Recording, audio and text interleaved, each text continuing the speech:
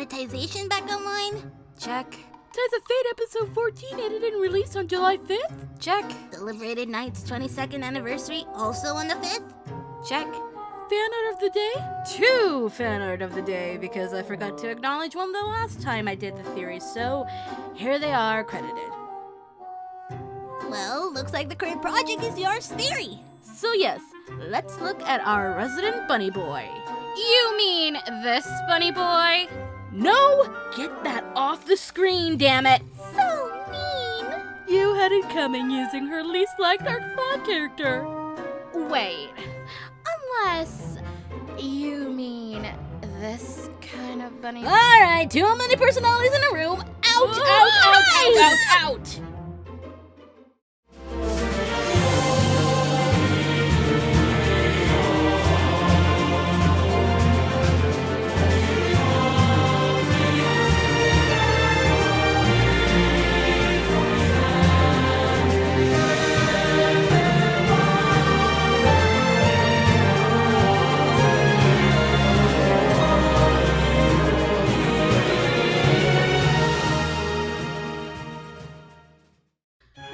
Last time I leave the door open.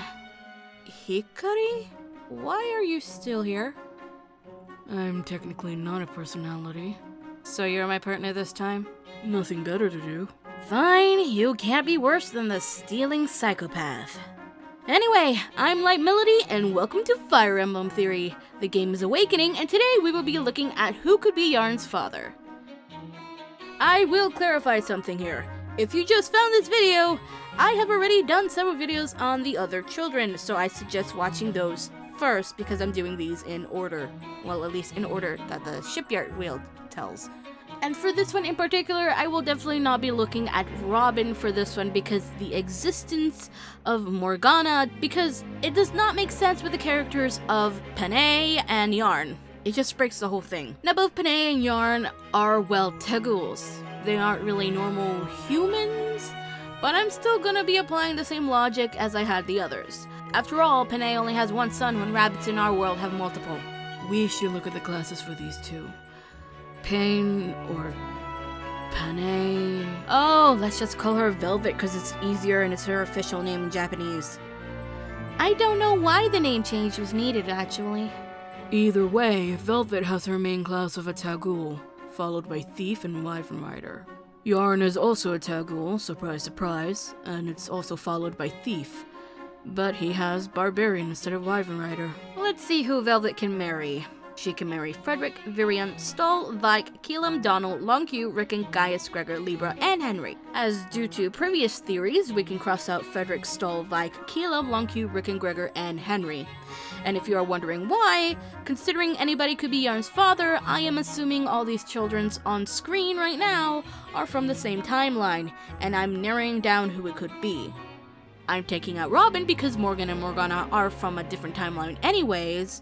As for Lucy, I have 2 theories about her mother. One of them is probably going to shoot all the work I've done by then in the foot that I have kind of hinted at about before.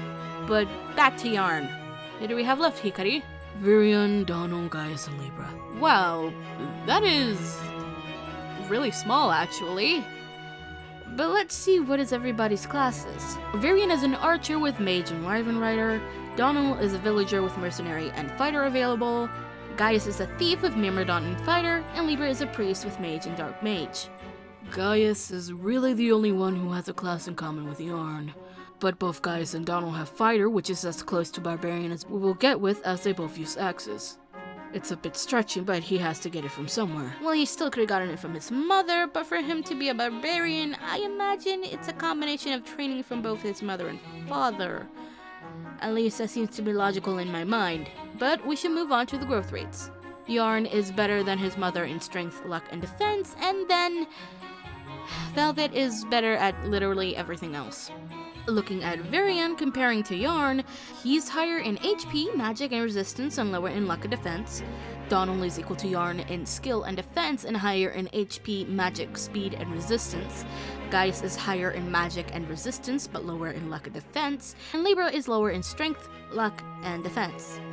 So the tally is Donnell with 5, Gaius with 4, Virion with 2.5, and Libra with 1.5. Is that the highest score we've gotten? Yeah. Though, I want to say Libra is out on this one. This is mostly due to Yarne's support with his father. It makes me think that Yarne is highly suspicious of his own father. I know it was because he was afraid of his father cheating on him and then he is never born in that timeline, but I personally feel Libra wouldn't be suspicious enough for that. With Libra's backstory of being abandoned as a child, I really believe Libra would never give off the vibe of cheating. He's just a cinnamon roll. I mean, Donnell is also a cinnamon roll, but he apparently has the highest tally this time around, so we will be looking at Donnell, Gaius, and Virion. Let's move on to the support convos then, and let's start with Donnell. Velvet get herself stuck in a hunter trap, which was, well, set up by Donnell. Donnell apologizes as he never intended to catch a person, ever, but soon Velvet corrects him saying she's a Tagul. He apologizes again while Velvet expresses her embarrassment for being caught like that, but does admire how well it's made. Donnell then explains how he grew up in the mountains and that their farm couldn't feed everyone, so they learned how to hunt. Velvet kinda takes this personally, like Donnell is saying he's better at surviving than her. But one more apology from Donnell later, and promising to not lay any more traps if she doesn't eat him, Velvet says it's an easy fix and that he doesn't need to stop. She just needs to keep a better eye out on his traps. Or, well, any kind of trap, because I don't think Donnell would be the only one to set traps. He asks if she's sure about it, and she responds with liking this kind of challenge. B support. Donnell finds Velvet out in the middle of nowhere, maybe? The background is confusing, I know. He warns her about all the traps he had around the area, but it turns out she already knew, 'cause she's caught again. Donnell quickly tries to get Velvet out of his trap, and he notices that her ankle is all swollen up, and he feels terrible about it. Velvet, on the other hand, shakes off the ankle thing and cares about the trap since she managed to get caught in it again after the last time. And she was being very careful and wonders why she's the only one to keep falling for it. Donnell then points out every animal acts different with instincts and reflexes. He built his trap around them. Velvet realizes that's why she gets caught. Donnell then points out she had past many more like the one she was caught in because they were all fake and were supposed to lead the animal to the real one. Velvet asks if he's saying that she was led to the trap due to her instincts, and Donnell confirms it. This ends up upsetting Velvet a bit, hurting her pride, and once again Donnell apologizes. She then says that apology will do nothing and then says he should lay another trap and she's going to find a way to not get caught in it. If Donnell doesn't, they will fight hand to hand. And the same result will happen if he also doesn't set up a trap with the best of his abilities. She then leaves and Donnell is just a bit afraid, wanting to go home. I know, Bunny Lady is scary. A support. Once again, poor Velvet has fallen into another trap. A pitfall. And she can't believe it. I think this is where Morgan learned the whole thing. Turns out this time Donnell was making traps to catch Velvet specifically, not a normal animal, by watching her movements before making the trap. Velvet is aware he's been watching her and was moving differently than she normally was. Donnell said that it didn't matter if she was because he was looking at her instincts when she wasn't thinking. Velvet takes this to mean he knows her instincts better than she does, which he kinda admits and apologizes again. Velvet admits defeat by Donnell as she was bested by him. Donnell says he's only better at making traps, and Velvet is better at many other things than he can. She takes it as a lesson as her pride blinded her, and thanks him for it, and that they will keep up their rivalry and won't go easy on each other. As support. And Velvet is asking Donnell why she's in a pit trap. Again. Because they weren't supposed to challenge each other until the next week. And why was it deeper than she was able to climb? So he could lower her a rope with a ring made out of wood at the end of it. Velvet doesn't get it right away until Donnell says that he wants to marry her. From the bottom of the pit. Well, I guess that's one way to get a bunny to stay still. Sure, it wasn't the smartest move, but he had to tell her he loved her and wanted to marry her.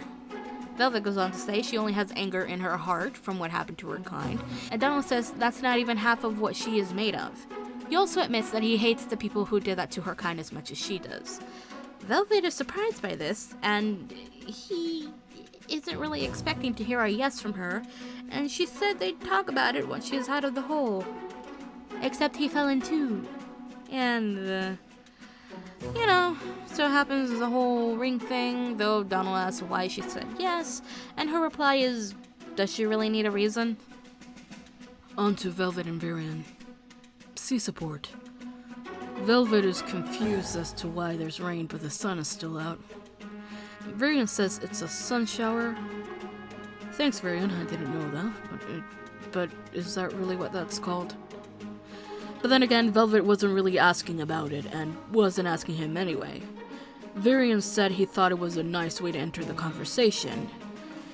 And here comes the Virion way. He talks about how he comes across many women like Velvet and how he's gotten through their personalities. Velvet is a bit pissed off and proceeds to threaten him, and also challenges him to a fight. Virion apparently chooses to fight with his words than a weapon, and Velvet lets him. He tries to, but Velvet basically calls him out, having heard of him leaving to find women and letting his comrades die in the battlefield.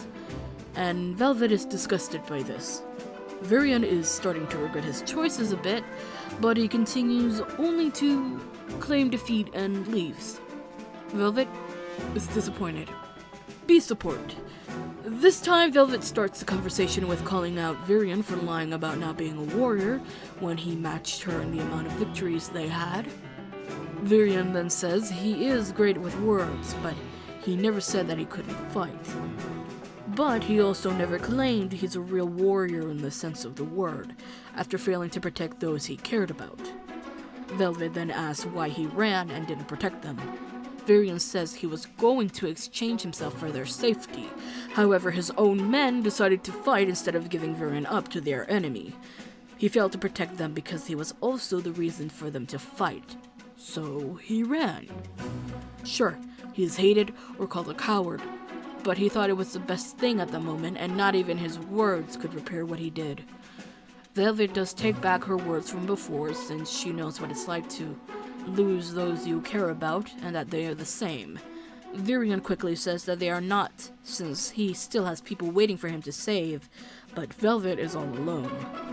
We know Velvet doesn't like being pitied, but she does take his words to heart. A support. Virion comes upon a Velvet who is looking at the night sky. She asks what he wants, and he said he heard that the Taguls believe souls of the dead eventually return to the moon. Oh, I see.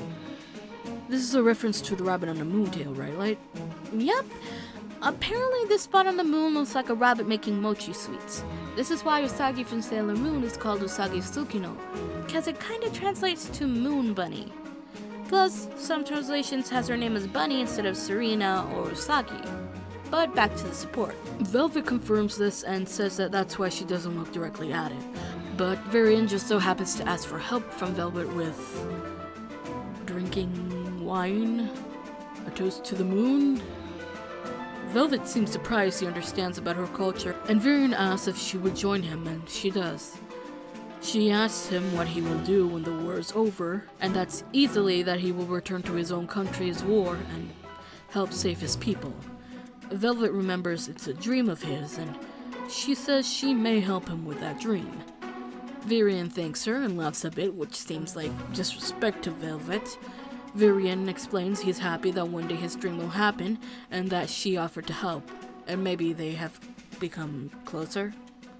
Or maybe it's just a wine. Finally, as support, Virion finds Velvet and tells her he has something for her. Velvet assuming it's wine again and that it's maybe too early for it, but it's a ring. She asks Virion to explain, and he says he swears to love her, but Velvet thinks he's drunk. Drunk on her beauty, he claims, though he stops himself from flattering her. He is happy she wants to help make his dream a reality, but he wants her to have her own dream, and he's offering to help. Velvet isn't really convinced how, but Virion claims he will try even if he dies doing so. Velvet says he can't help her if he's dead, but then another sun shower happens. Virion claims the sky agrees about this, and Velvet is like, he would be the only one to see it as a good sign. Virion then explains it is cause they first met when a sun shower happened. He keeps going on about it, and Velvet finds it funny, and she does eventually accept it. And finally, Gaius and Velvet. Sea support. I think Gaius is looking over his sweet supplies and is down to his last pot of honey. I guess his candy supply is low. Velvet appears and asks what he's doing on a cliff. Oh, okay, so he's like outside. See, the background doesn't help. Gaius tries to not say he was collecting honey, but is on a mission. Velvet, as always, isn't impressed. Gaius, being Gaius, tries to play it up, but Velvet says he would probably be the worst Tagul if he was one. Oh, and to not call her Whiskers. Really? Whiskers? That's better for a kitty. But anyway, Velvet said that at a distance he looked like a Tagul, and it gave her a little sense of hope, but, well, he wasn't a Tagul. Gaius does feel bad about this, however Velvet tells him he shouldn't feel bad since he didn't know she was even there. But before she leaves, he asks her if she could help him get down from the cliff he's on. Oh, Gaius, you lovable idiot. Be support. Gaius thanks Velvet for helping him out the other day. Velvet couldn't believe she helped him though. Gaius, being Gaius, tries to make her feel better with... I honestly don't even know how to describe this line on the screen. Oh wait, it's a pun joke. You made Velvet upset, Gaius! And he tries to fix it with sweets. Velvet doesn't really eat sweets and asks if they are like emergency rations, which, well, yeah, if Gaius doesn't have the sugar, he is an emergency. So she takes it and eats it, and it reminds her of a fruit her kind used to eat that was much sweeter than a candied fig. Yes, I know what a fig is. I've eaten one. I liked it. Of course, this fruit strikes a spark in Gaius, and he must know what it is and how to get it. Gaius manages to convince Velvet that he is interested in her culture to get this information from her when she tells him he's actually standing under one. Wait, it's on a cliff, isn't it? Of course, we all know Gaius is going to climb up the cliff and get stuck. I feel for you, Velvet. I'm so sorry. A support. It looks like we have Gaius pestering Velvet about the fruit tree again, which I guess he tried several times to get to it. Anyway, Velvet calls him out on not being interested in her culture since it could make her happy. To Gaius' surprise, she did know he was only after the fruit information. She could hear him due to Taguls having more sensitive hearing than humans, even though Gaius was very far away. Gaius says she must hear all kinds of things, but sensitive hearing means you hear everything more or less equally as loud. Gaius asking her to tell him more about Taguls. Velvet says she already told him about the tree, but Gaius is actually interested in Taguls now. Good job, buddy. You learned your lesson. As support, Gaius appears to have finished making a ring. Seems he had Velvet teach him Tagul ornamentation. She asked if he'd ever think about becoming a jeweler. He said he might with her endorsement. He then asked her for more about Taguls, but apparently Velvet asked him if he's had enough, since that's all they've been talking about for weeks.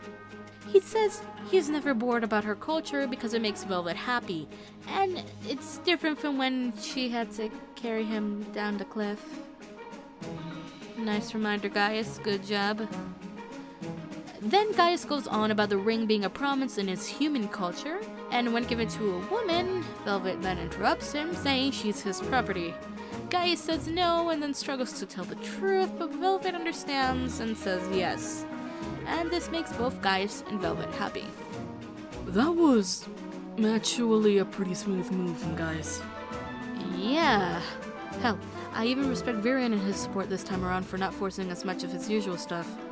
It was kind of sweet. But as for who is Yarne's father... Okay, so we all know Yarne's father promised to come back from battle alive. But he never did. This, at a young age, made Yarne kinda paranoid, and even more so after his mother died and becoming the new last Tagul. This is why he's making sure his father doesn't cheat on his mother in the present. I feel like that could be half the reason why. The other half is that he either learns more about his father during the present timeline, or he doesn't remember how his father acted, or stories about him. If that's the case, I would say Donnell is out. Donnell might have the most in common with Yarne in stats, but Donnie is way too loyal for his own good. He absolutely would have no risk of cheating on Velvet. But between both Virion and Gaius, I can see them potentially cheating, so to say. Not that they really would, but given how they are portrayed, Virion being the flirt and Gaius being the kind of manipulative thief, they are kind of candidates for cheating. I see Gaius the more likely of the two to survive a battle, being faster and agile, since he is a thief after all. Virion, however, is on horseback. Yes, a horse can go fast, but if you cripple the horse, Virion is done for. He's an archer. Both of these men would try their hardest to return to their son, but I believe Virion would be the one to die the easiest. Yes, all of these fathers die in the end, but in this case, it makes much more sense for Virion. From a writing perspective, at least for me, it does make sense. Maybe for you guys it's Gaius, but I feel with Virion it's much more likely for him to. But, however, I also find it more believable that with what he said in his support about helping Velvet with a dream, that dream was probably keeping her kind of alive. That is why he married Velvet. Yes, for love, but also to help preserve her kind, which is what Yarne is. Yes, he's a hybrid, but he's still a Tagul. It feels more genuine than compared to Gaius and Donnell, so I say it's Virion. Well, that's it. Virion is Yarne's father. Is it time for the shipyard wheel?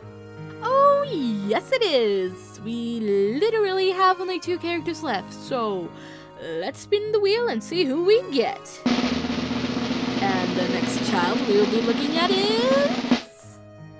Shell. At least I think it's pronounced Shell. A daughter of Sully. That's gonna be a fantastic episode. Oh yeah, next time we're gonna look at Shell. And I hope you enjoyed this theory. It's a little bit more calm due to Hikari here. He always brings the calmest vibe ever.